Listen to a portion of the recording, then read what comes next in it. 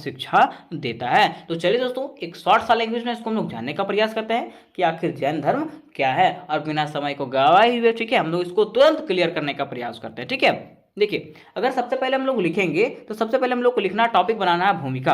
क्या बनाना है? भूमिका का टॉपिक बनाना है, लिखना है जैन धर्म एक प्राचीन धर्म है। अगर हम लोग जैन धर्म की बात करते हैं दोस्तों, तो जैन धर्म क्या है? एक प्राचीन धर्म है जो सभी जीवित प्राणियों को अनुशासित या हिंसा के माध्यम से मुक्ति का मार्ग एवं आध्यात्मिक शुद्धता एवं आत्मज्ञान का मार्ग सिखाता है। ठीक है, कहा गया है कि जो क्या सिखाता है? हम जीवित प्राणियों को अनुशासन सिखाता है, अहिंसा के माध्यम से मुक्ति का मार्ग सिखाता है। अहिंसा का मतलब क्या? बिना लड़ाई झगड़े किए हुए मुक्ति का मार्ग सिखाता है। ठीक है, हमारे मन के शुद्धता को सिखाता है कि आखिर हम अपने शरीर को कैसे शुद्ध रखेंगे, अपने मन को कैसे शुद्ध रखेंगे, और हमारे आत्मज्ञान को मार्ग सिखाता है। ठीक है, हमारे आत्मा का ज्ञान सिखाता है हम लोगों को। कौन? जैन धर्म। ठीक है, तो इस प्रकार से आपको भूमिका में लिख देना है ना। अब आगे जानते हैं, देखिए कहा गया पॉइंट बाय पॉइंट आपको कि जैन धर्म के संस्थापक तथा प्रथम तीर्थंकर ऋषभदेव हैं। अब देखिए, तीर्थंकर मतलब क्या होता है? जैसे टीचर होता है ना, मैं आपको पढ़ा रहा हूं टीचर, ठीक है, तो तीर्थंकर मतलब टीचर थे जो उपदेश देते थे, है ना। तो जैन धर्म के संस्थापक कौन थे? तो ऋषभदेव थे। और इनके प्रथम तीर्थंकर जो थे, टीचर जो थे, वो कौन थे? और ऋषभदेव भी थे। तो पूछेगा आपको कि जैन धर्म का स्थापना किसने किया था?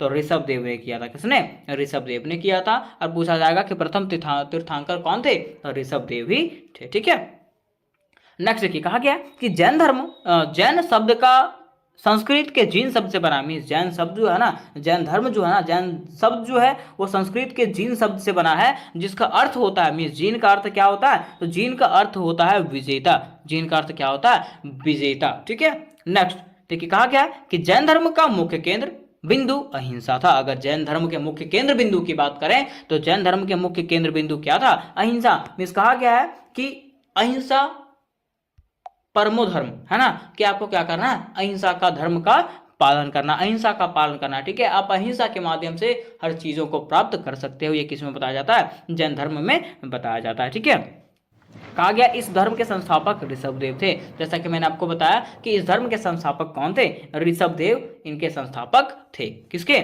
जैन धर्म के। कोई पूछेगा कि जैन धर्म का संस्थापक कौन था? तो ऋषभदेव जो थे वो जैन धर्म के संस्थापक थे। ठीक है, अब देखिए नेक्स्ट पॉइंट में कहा गया है कि ऋषभदेव जैन धर्म के पहले तीर्थंकर थे, और तीर्थंकर का अर्थ होता है दुख से परे संसार रूपी सागर को पार करने वाला। ठीक है, देखिए कहा गया ना कि ऋषभदेव की अगर बात करें, ऋषभदेव जो थे जैन धर्म के पहले तीर्थंकर थे, है ना। और तीर्थंकर का अर्थ क्या होता है? तो तीर्थंकर का अर्थ मैंने आपको बता दिया था, टीचर। लेकिन यहाँ पे कहा गया क्या कि तीर्थंकर का अर्थ होता है जो दुनिया में दुख है, ठीक है, तो दुनिया के दुख से दूर रहने वाला व्यक्ति, है ना। तो वही कहा गया कि संसार के दुख से दूर रहने वाला व्यक्ति कौन कहलाता है? तीर्थंकर कहलाता है। ठीक है, नेक्स्ट कहा गया कि जैन धर्म में कुल 24 तीर्थंकर माने जाते हैं। मीन्स जैन धर्म में जो था ना, टोटल 24 टीचर थे। तीर्थंकर का मतलब क्या? उपदेश देने वाला, है ना। तो 24 तीर्थंकर थे जिन्होंने समय समय पर जैन धर्म का प्रचार प्रसार किया। ठीक है, जिन्होंने क्या किया? समय समय पर जैन धर्म का प्रचार प्रसार किया। ठीक है, अब प्रचार प्रसार कौन करेगा? टीचर ही करेगा। ठीक है, तो वो जैन धर्म के टीचर के समान थे। कौन? तीर्थंकर, है ना।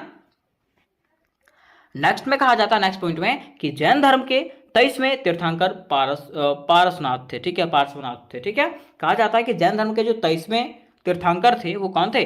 पारसनाथ थे, जिनका जन्म वाराणसी के राजा अश्वसेन के यहाँ हुआ था। जिनका जन्म कहाँ हुआ था? वाराणसी के राजा अश्वसेन के यहाँ पे हुआ था। कोई पूछेगा कि पार्श्वनाथ का जन्म जो है वो कहाँ हुआ था? तो वाराणसी के राजा अश्वसेन के यहाँ पे उनका जन्म हुआ था। किनका?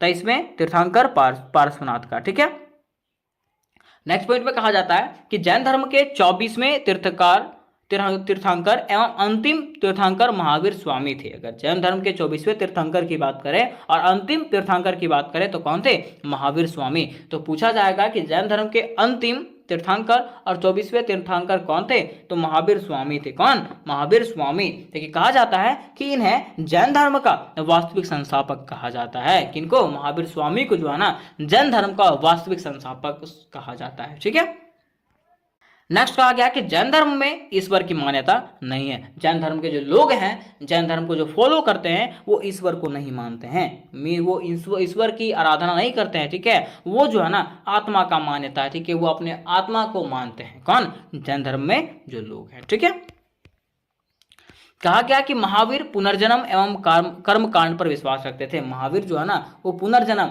वो मानते थे कि मनुष्यों का क्या होता है, पुनर्जन्म होता है। कौन मानते थे, महावीर, ठीक है। और वो कहते हैं कि मनुष्य जो है ना अपने कर्मों का फल भोगता है, ठीक है। जैसा वो कर्म करेगा उसी के अनुसार से उसको फल मिलेगा। ये कौन कहते हैं, महावीर स्वामी कहते हैं, ठीक है।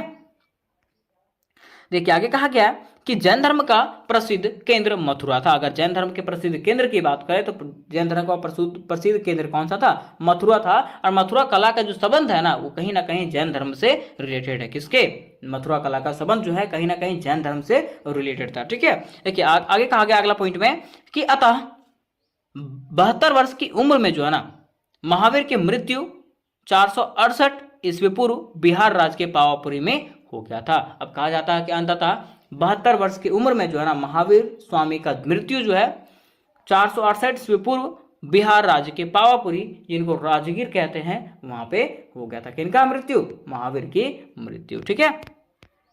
अब देखिए यहाँ पे बताया गया कि जैन धर्म के 5 सिद्धांत थे। जैन धर्म के जो है वो टोटल 5 सिद्धांत थे। तो क्या क्या वो 5 सिद्धांत है, तो देखिए कहा गया कि 5 महाव्रत, 5 नैतिक सिद्धांत या प्रतिज्ञाएं हैं जिनका जैन धर्म से सभी अनुयायियों को पालन करने की अपेक्षा किया जाता है, ठीक है। मीन्स कहा जाता है कि जिनका जैन धर्म के जो लोग हैं ना वो क्या करते हैं, इनका पालन करते हैं, ठीक है। और वो 5 सिद्धांत क्या है, तो 5 सिद्धांत इस प्रकार से है। पहला अहिंसा, कि लोगों को जो है ना अहिंसा के रास्ते पे चलना चाहिए, जो महात्मा गांधी अपनाया था ना, हाँ, कि किसी को हिंसा नहीं करना चाहिए, किसी को लड़ा झगड़ा नहीं करना चाहिए, ठीक है। अगर आपको किसी की प्राप्ति करनी है तो वह अहिंसा के माध्यम से आप प्राप्त कीजिए, ठीक है। फिर दूसरा इनका जो सिद्धांत था वो था सत्य, कि लोगों को हमेशा क्या करना चाहिए, सत्य बोलना चाहिए, ठीक है। सत्य के सिवा असत्य कभी बोलना नहीं चाहिए, ठीक है। जो भी आपको प्राप्त करना है सत्य से आप प्राप्त कीजिए, ठीक है। फिर कहा गया आस्ते, इसका तीसरा जो सिद्धांत है वो क्या है, आस्ते, कि किसी के चोरी नहीं करना चाहिए। अगर आप चोरी का सामान खाते हो, ठीक है, तो आपको कभी बचेगा नहीं। मान लीजिए कि आपके पास पैसा नहीं है, आप क्या कर लिए, आके चोरी कर लिए, ठीक है। तो चोरी का पैसा आपके पास टिकने वाला नहीं है, ठीक है। तो कभी भी व्यक्तियों को आस्ते नहीं करना चाहिए, मीन्स चोरी नहीं करना चाहिए, ठीक है। फिर देखिए ये मानते हैं, इसका चौथा सिद्धांत था ब्रह्मचारी। क्या था, ब्रह्मचार्य। कहते हैं व्यक्ति को हमेशा क्या रहना चाहिए, ब्रह्मचार्य का पालन करना चाहिए, मीन्स शुद्ध रहना चाहिए, विवाह वगैरह पे वो ध्यान देते नहीं है, ठीक है।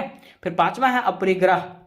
पांचवा क्या है, अपरिग्रह, ठीक है। अपरिग्रह कहने का मतलब है कि गैर कब्जा नहीं करना चाहिए किसी और के संपत्ति पे, ठीक है, किसी और के धर्म पे, किसी और के कुछ भी चीजों पे जो है ना क्या नहीं करना चाहिए, कब्जा नहीं करना चाहिए। जो 5 सिद्धांत थे वो किनके सिद्धांत हैं, तो जैन धर्म के सिद्धांत है। किसके, जैन धर्म के सिद्धांत हैं, ठीक है। तो उम्मीद करते दोस्तों कि ये क्वेश्चन आप समझ गए होंगे, ठीक है। ये करके क्वेश्चन समझ गए होंगे तो वीडियो को लाइक करें, अपने दोस्तों के साथ शेयर करें, उसके साथ साथ चैनल को भी सब्सक्राइब कर लें। उसके साथ साथ मैं आपको बता देना चाहता हूँ कि ये जो क्वेश्चन था अभी मेजर हिस्ट्री सेमेस्टर 1 से रिलेटेड था, और अगर इसका पीडीएफ चाहिए होगा या तो इस रिलेटेड और भी क्वेश्चन चाहिए होंगे तो सारे क्वेश्चन जो है आपको करवा दिया गया, जिसका लिंक आपको डिस्क्रिप्शन बॉक्स में मिल जाएगा। और पीडीएफ प्राप्त करने के लिए डिस्क्रिप्शन बॉक्स में व्हाट्सएप ग्रुप और टेलीग्राम ग्रुप का लिंक दिया गया, वहां से आप लोग दोनों ग्रुप में ज्वाइन हो जाइए। तो मिलता है नेक्स्ट वीडियो में, तब तक के लिए जय हिंद, जय भारत।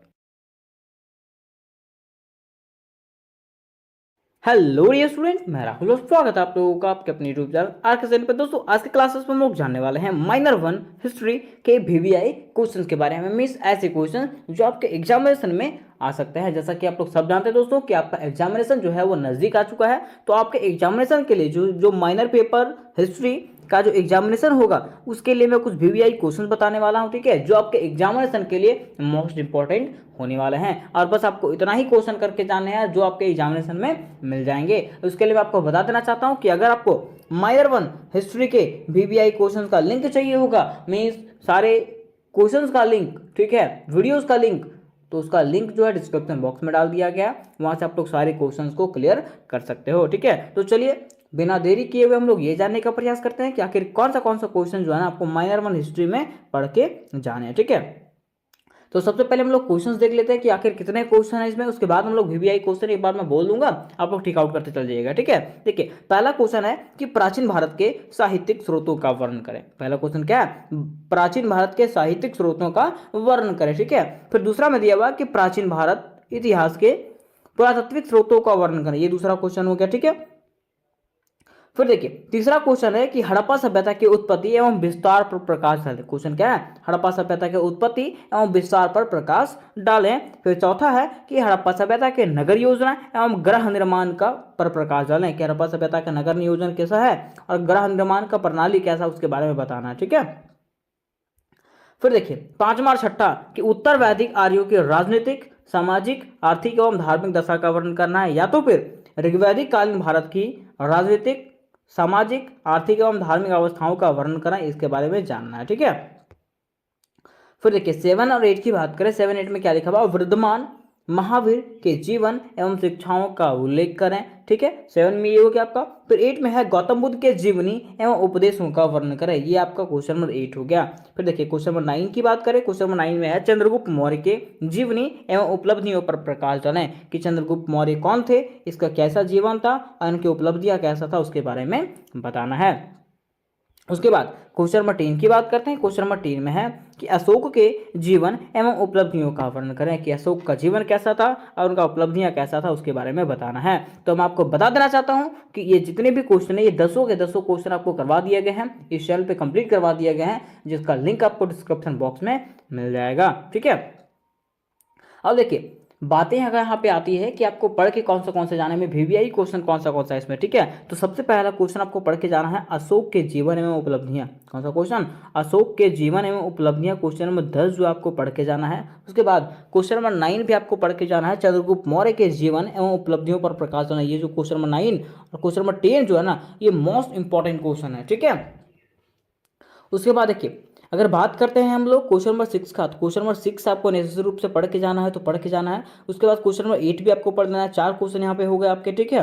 फिर देखिए बातें यहाँ पे आती है हड़प्पा सभ्यता के बारे में, तो हड़प्पा सभ्यता के नगर योजना एवं गृह निर्माण के बारे में आपको पढ़ के जाना है। हड़प्पा सभ्यता के बारे में पढ़ के जाना, सिंधु घाटी सभ्यता और हड़प्पा सभ्यता बिल्कुल सेम है, जिसका आंसर मैंने करवा दिया है। ठीक है। फिर देखिए आपको पढ़ के जाना ये प्राचीन भारत के पुरातात्विक स्रोतों का वर्णन करें। पुरातात्विक स्रोत पढ़ के जाना है प्राचीन भारत के। ठीक है, ये क्वेश्चन आपको इतना ही क्वेश्चन पढ़ के जाना है, बाकी आपके क्वेश्चन वहाँ पे मैच कर जाएंगे। और बातें अगर आती है 5 मार्क्स के क्वेश्चन का, तो 5 मार्क्स के क्वेश्चन के लिए जो है ना जैन धर्म के बारे में पढ़ लीजिएगा, बौद्ध धर्म के बारे में पढ़ लीजिएगा। ठीक है, हड़प्पा सभ्यता की उत्पत्ति कैसे हुआ उसके बारे में पढ़ लीजिएगा 5 मार्क्स के क्वेश्चन के लिए। ठीक है, तो उम्मीद करते दोस्तों कि इतना ही में आपको समझ में आ गया होगा कि हमको कौन से क्वेश्चन पढ़ के जाना है, ताकि आपके एग्जामिनेशन में बढ़िया नंबर आ सके। ठीक है।